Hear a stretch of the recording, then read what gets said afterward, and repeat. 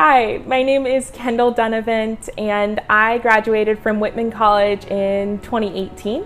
I was a member of the Delta Delta chapter of Kappa Alpha Theta and absolutely loved it. And I currently work for the United States Golf Association in the rules department.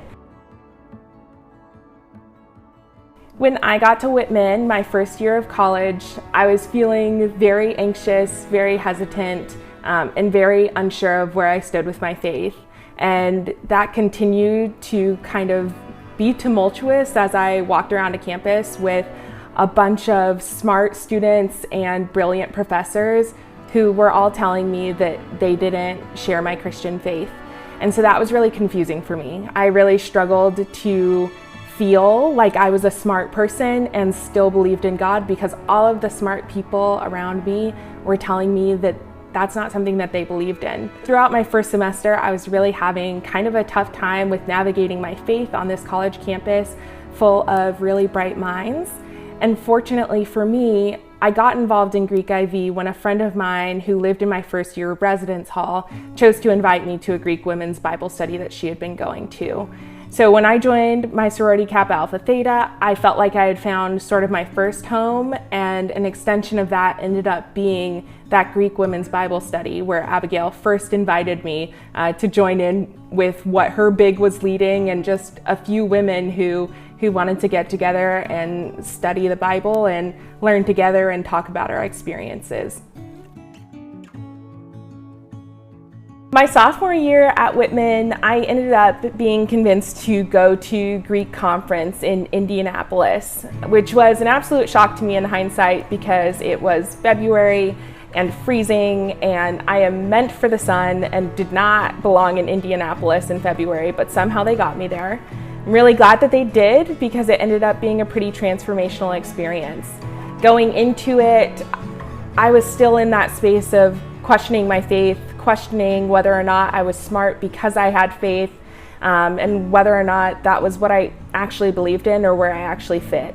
And so I went into my sort of track at Greek conference, which was the Thrive track, and it ended up having more questions about my faith than answers throughout that time.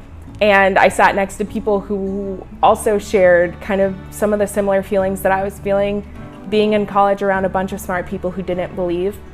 And as I left my last day of the Thrive sort of pathway that I was on, I still was feeling pretty unsure. And that all changed kind of in our last group session at the end of Greek conference when we had the moody music playing and all of the people were connected and you kind of felt like you were a part of something. And in that moment, I sort of started to feel more connected and my fears and doubts were starting to fade as I felt closer to the people around me and closer to God than I had in quite a few years. So as the speaker who was leading at that time sort of called on us to raise our hand if we were feeling like we needed more connection, like we had learned that we wanted to be connected with God in our Greek conference experience, but weren't quite feeling like we were there, that we raise our hands. And I did raise my hand in that moment. And my friend Allie, who also happened to be at Greek conference, sort of came over to me, put her hand on my shoulder, and prayed with me through that experience. And that was really special and a really cool moment for us in our friendship, but also my relationship with God. Afterwards, when we got back to campus, Allie had shared with me that she felt like that she needed to be praying for me for the last couple of weeks, and that she had been, and that she really felt excited when she saw me raise my hand in that moment, and like her prayers were coming through in a really special way. So that was cool to hear from her, and unexpected for me to hear from her, but it really came together at Greek Conference Indy for me.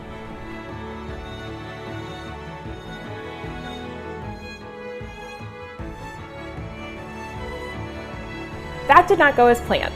We absolutely tried our best.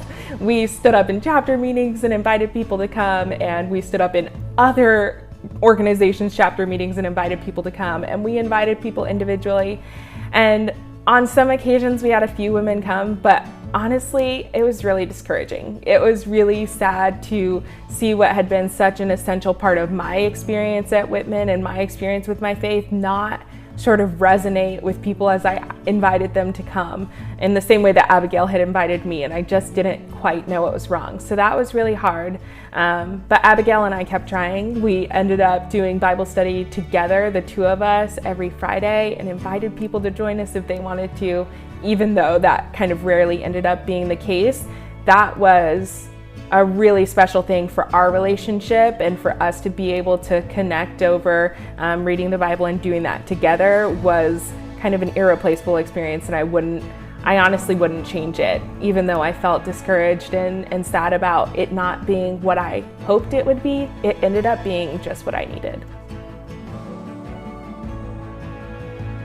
The number one piece of advice that I would give to Greek IB leaders would be to be a friend to people first.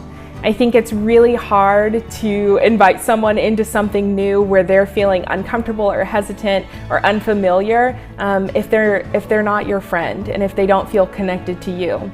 I wouldn't have ended up going to Greek Women's Bible Study if Abigail, my friend from down the hall, hadn't invited me.